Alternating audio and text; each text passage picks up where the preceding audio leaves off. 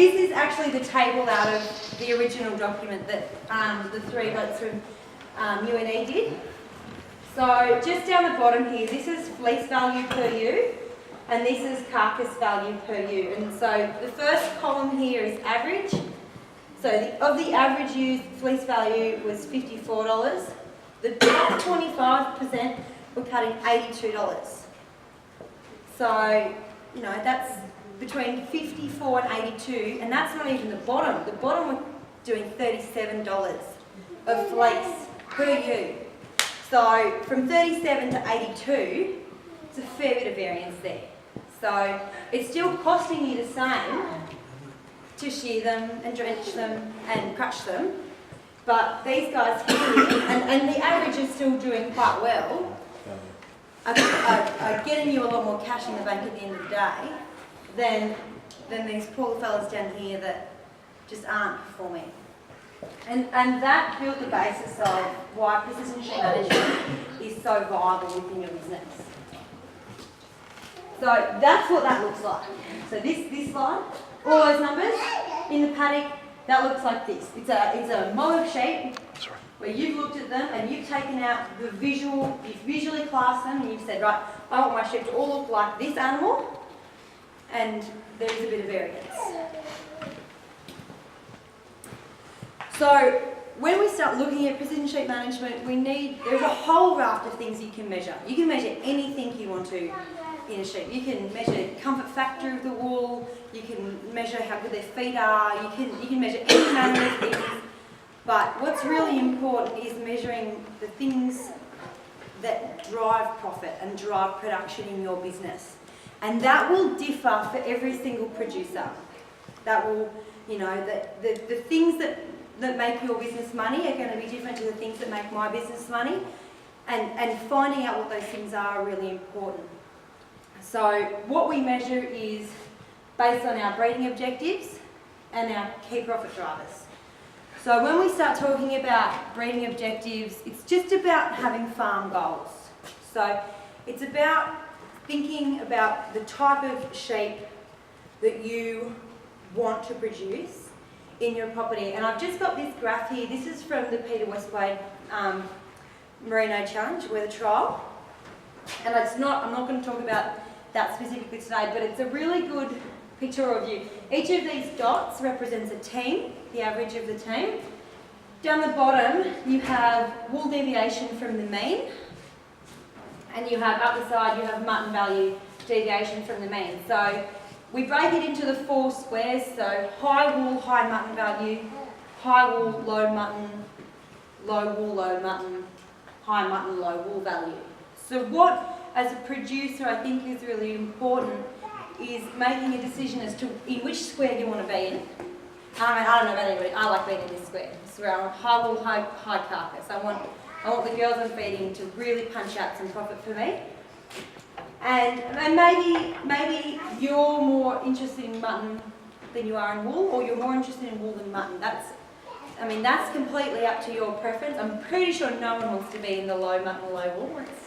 But where you fit in this area is completely up to you. And one thing, once you've decided where you want to go, you probably need to have a look at where you sit at the moment. So a lot of people, when they get into precision sheep management, the first year, they'll measure everything on the farm because they want to know where they are, so then they can make the decisions about where they're going to head with their business. And you can do that by measuring your own information and just knowing it for your business.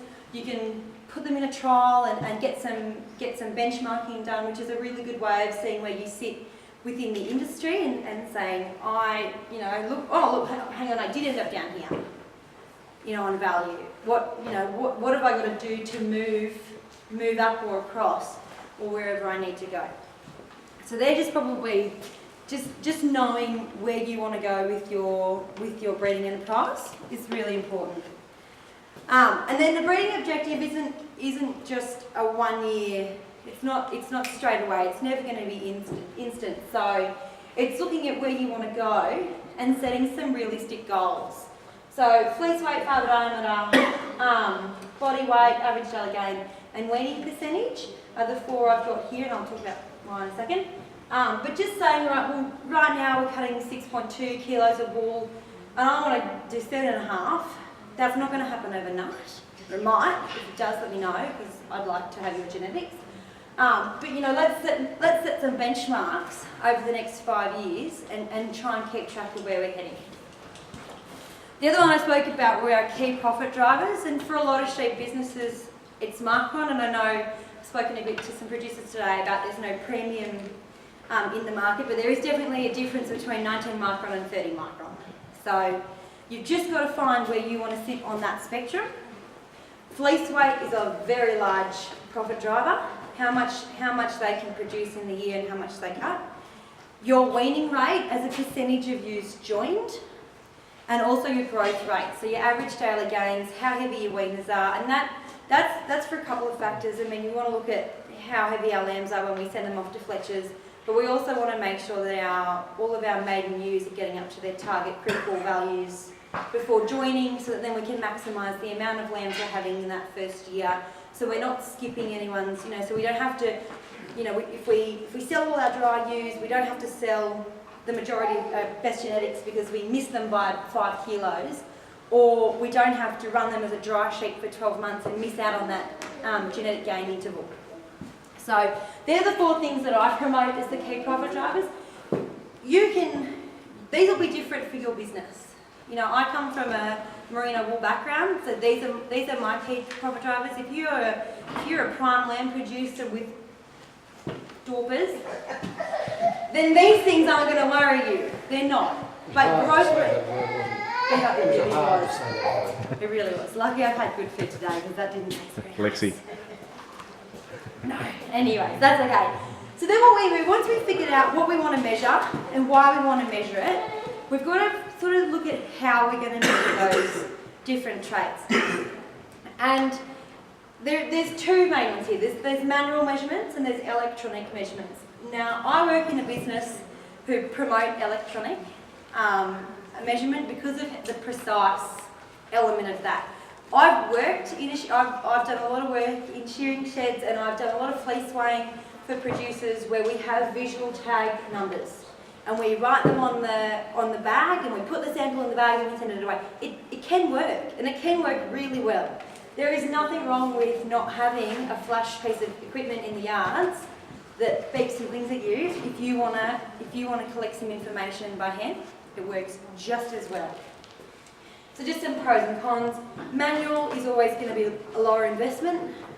The con of that is, and not human error is probably the wrong word to say, but you can have a slip up.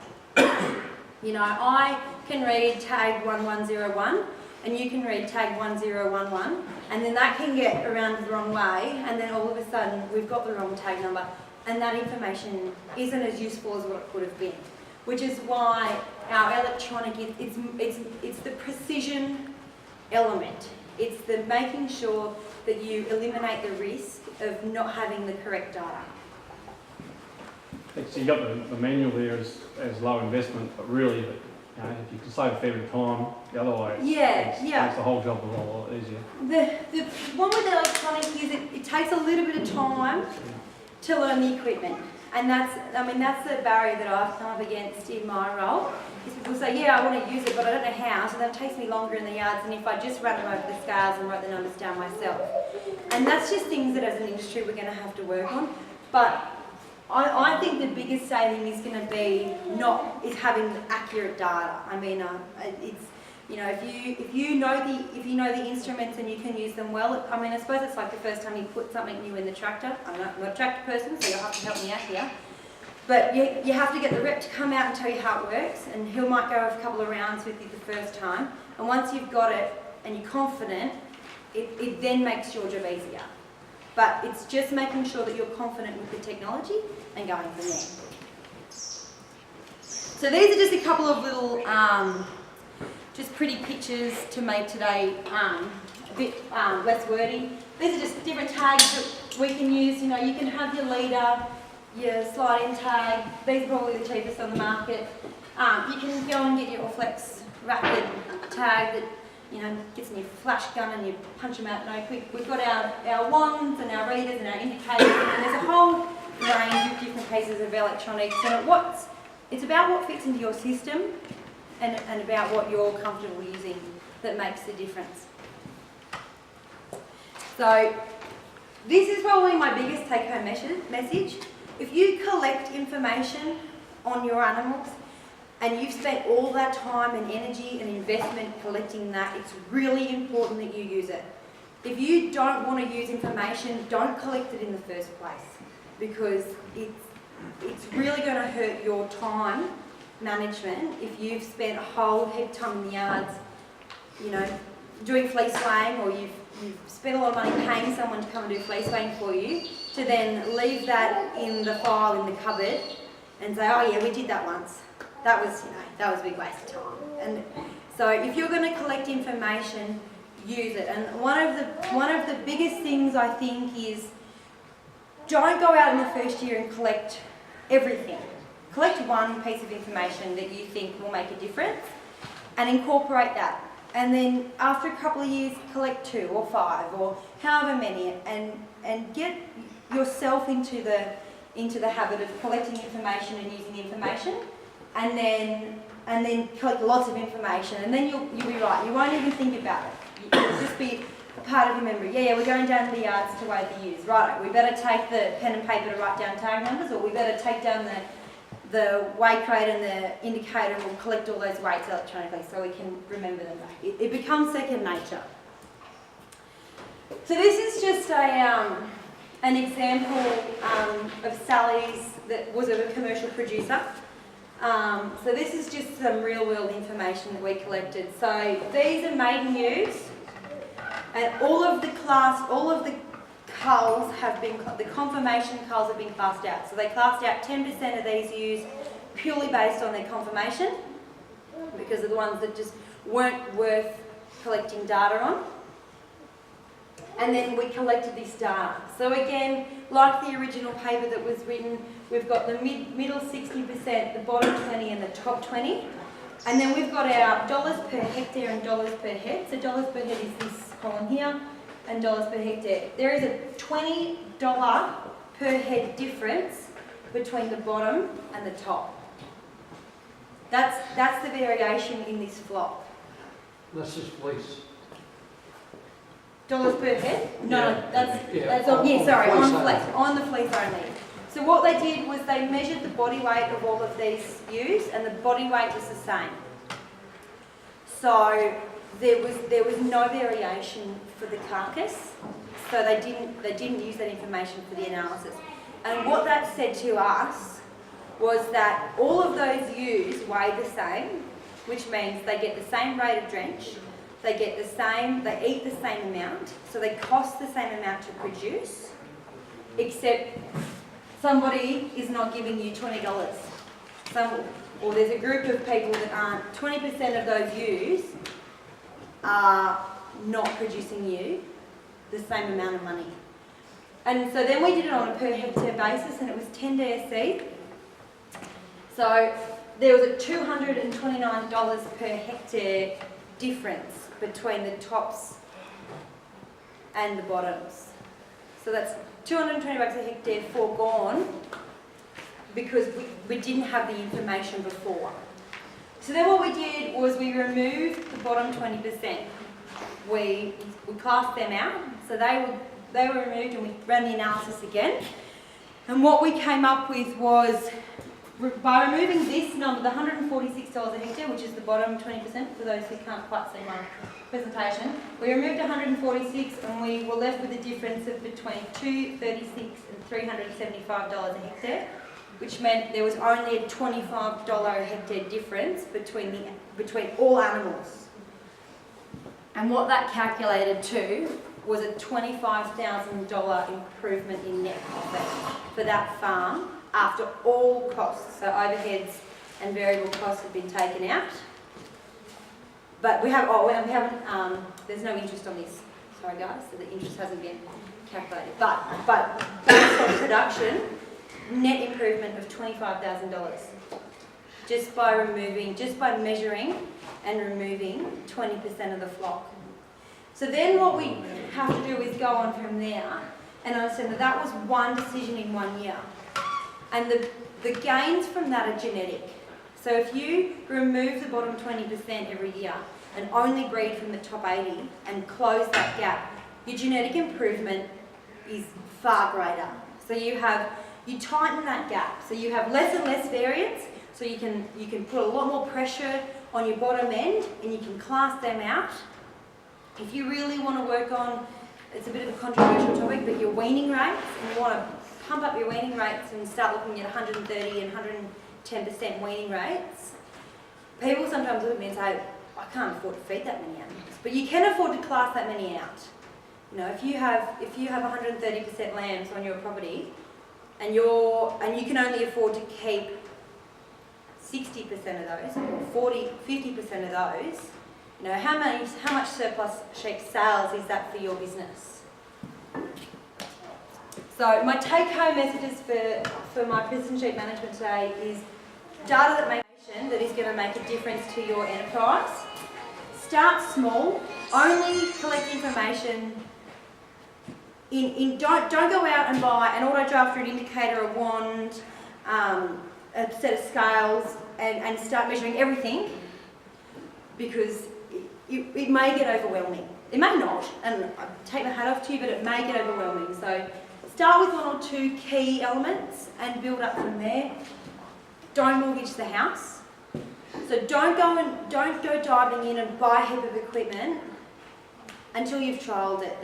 There are quite a lot of service providers out there that are able to provide data collection and analysis as a service. And if it means you get to experiment with the idea of precision sheep management for 12 months and have an idea of where it can take your business without having to have all this gear in the shed that you may or may not use in 12 months' time, it's a really good option. And make sure that you utilise the information that you collect. So collect the information and then implement it and watch the changes, because that is the most important part about any data collection, is transfer and usage of that data. So the next step for precision sheep management in our area is looking into the barriers and the benefits on farm. So like I said, I'm an MLA-sponsored intern by Marty Moses and Sally Martin, and as a part of my internship, I have to conduct a research trial for MLA. That was a part of my contract, my 2-year contract. So what I'm looking into is why producers don't adopt precision sheep management and why they do. Because that's a really important part of my business, is understanding what the issues are with the technology and why people are having trouble with it. So I distributed a very short survey to Central West Farming Systems, so thank you, Scott, for helping with that. Marina Link Limited, which is a research corporation run by Sally. Most of the farms send it out through their distribution channels. MLA sends it out through their distribution channels, and Southwest Slope Stud Merino Breeders send it out. So I had a really good group of industry reps that were able to put my survey out there and put it out to a really wide range of producers, which I thought was key. And I got 186 responses, and I know that probably doesn't sound like a lot, but it's a lot. When you ask people to do a survey online, to get 180 people to say yes is really great stuff. So this is just a little map of the first question in the survey is, what's your postcode? And so I've taken my 180 responses and I've sifted through the postcodes and I punched a few into Google Maps, and we got Upper Warrego, Queensland, Leeton in New South Wales, all the way down to Tassie, Victoria, South Australia and Western Australian responses. So what that said to me is the information I'm collecting has come from a lot of producers in a very wide area. I haven't just gone to the Stud Merino Breeders Association and said, can you send it out to all the people that I already know are using precision sheep management and tell me why it's a good idea. I want to know everyone's honest opinion. Of the 186, over 50% of them were mixed farming, livestock and cropping, And of the livestock side of that business, 40% of producers were wool and prime lamb.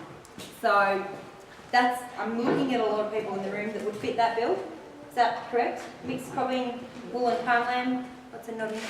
Cool. So like I feel like the issues that these people will face are the issues that you guys might be facing or have faced or could face in the future. So then I wanted to ask them is what they saw were the perceived benefits. If they were going to go down the road or if they had already gone down the road. So before this question, there's about 4 questions about what information they collect and how they collect it. And once we got to this, over 80% of my producers said it improved their production or could improve their production and their profitability. So that to me is a pretty good plug. Like if people that are already using this or are potentially going to start using it think it's increasing or could increase their profitability and their production, it's got to be worth a look in, surely. And then I wanted to ask them why people don't do it. And we got a fair few responses to that. So the big one was it's too expensive. A lot of people found it really, really expensive to invest in the technology. The other one was people are time poor. It's the time aspect of learning the technology and then not being confident with it, so it not being second nature, and therefore when they have to utilise it, they don't just walk out the door, pick up their SQ, pick up their indicator. They go, oh, where's that bloody thing? And oh, it's over there. And oh, it's not charged. And now I've got to waste half a day and wait for it to charge before I can do the job that would be finished had I started like that. And the other one I thought was really interesting was this unsure of the unknown and lack of information and support. So people that had gotten into this found that the technical support for the technology wasn't good enough. And that's something that as an industry, service providers like myself, that's the space we're in.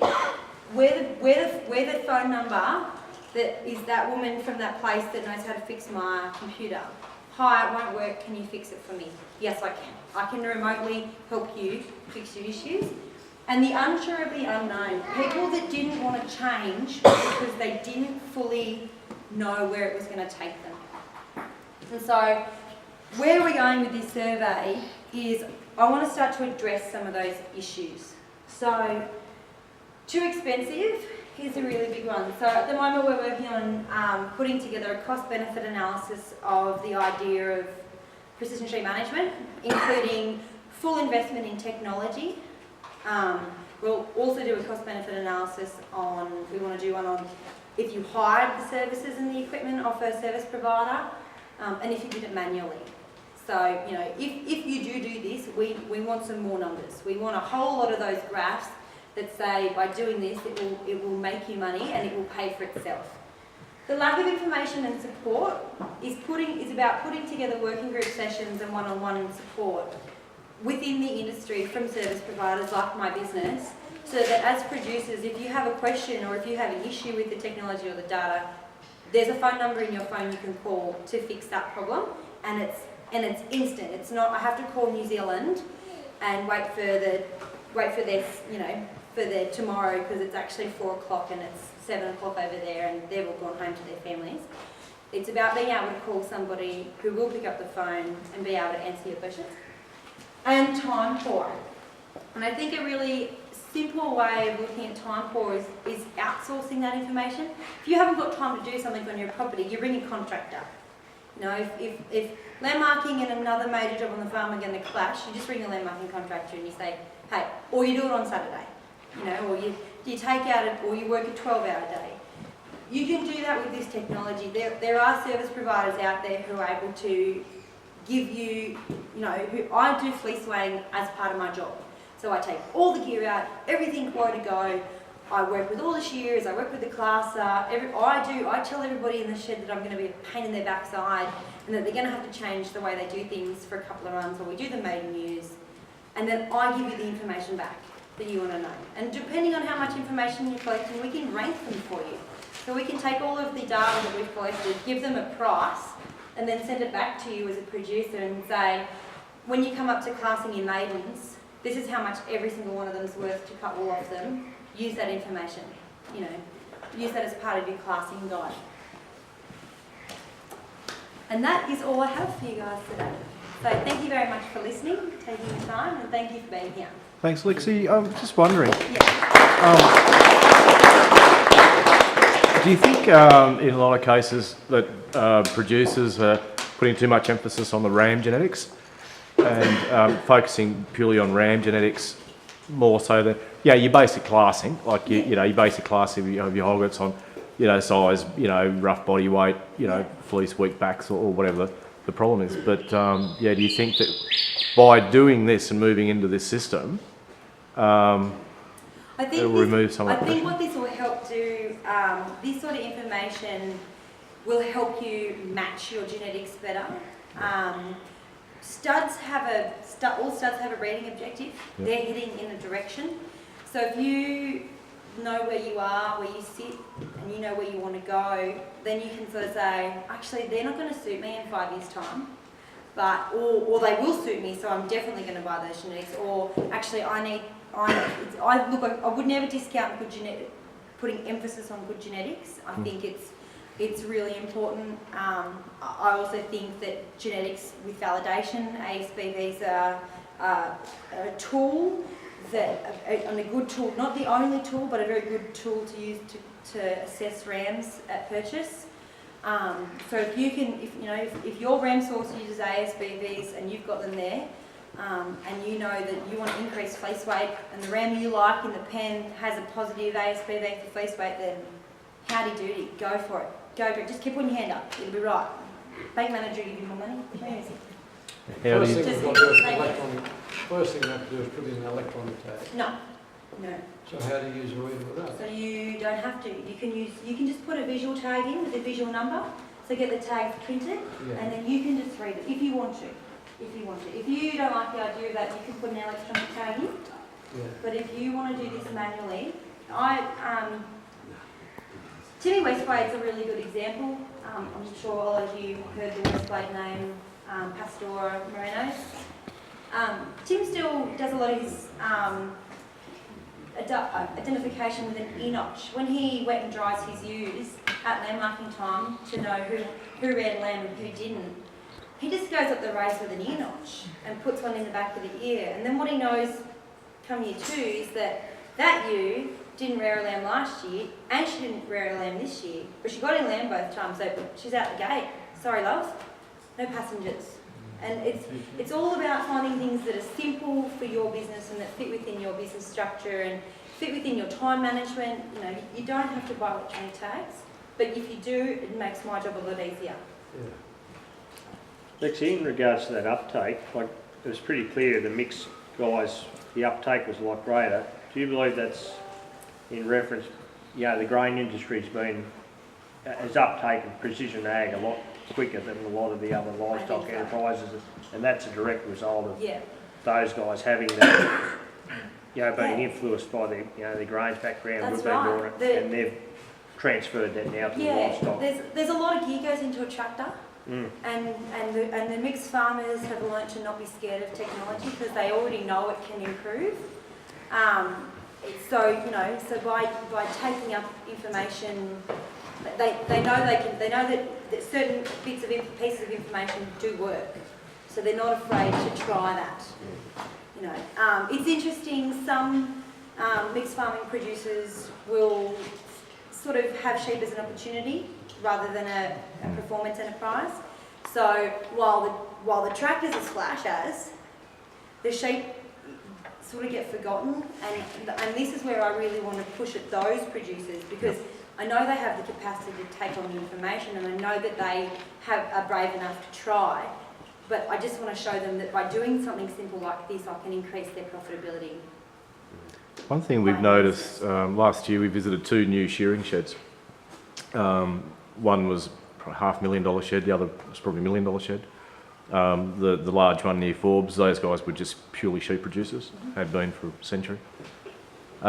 Before that, the sheds that they had were pretty decrepit. They were actually quite dangerous. The shearers didn't like going there.